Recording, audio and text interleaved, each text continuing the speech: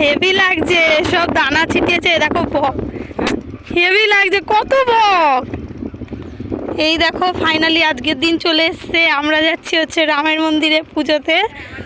তো এই দেখো বুনু একটু বেশি বকে, ভাব মারে। আর এই যে আমার ভাই, বাবা জমির আলের পায়ে মা পা কি হলো ভগবান। এই দেখো, যাই হোক জমির আলে জল দিয়েছে। দেখো বক,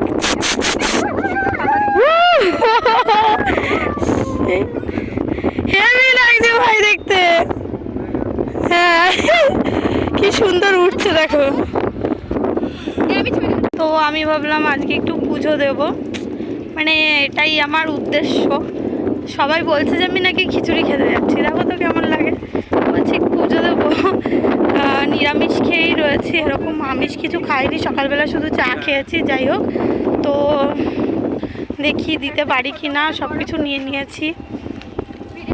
চলো তাড়াতাড়ি বলি। দেখো আমার ভাই কি সুন্দর লাগছে। ওরা তো বলছে ঘুরবে, আমি আপাতত নিম গাছটা যেখানে তোমাদেরকে দেখাচ্ছিলাম, না দেখাইনি বোধহয়, চলো দেখাচ্ছি। তো দেখবে কি সুন্দর মেলা বসেছে, ছোট্টর মধ্যে কিন্তু বাট ভালো। দেখো ধান লাগানো কি সুন্দর হাওয়ায় নড়ছে, সেই লাগছে দেখতে জায়গাটা। তো এর সাথে হচ্ছে কি, এর সাথে আমি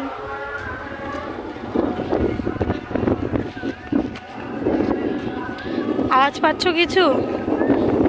মা মনসার মন্দিরে আওয়াজ হচ্ছে, প্রচুর লোক দেখো আল দিয়ে দিয়ে আসছে।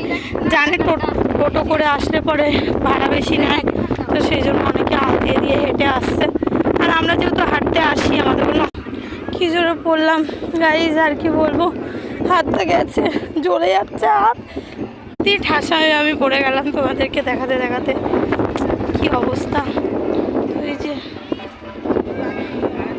প্রচুর লোকজন,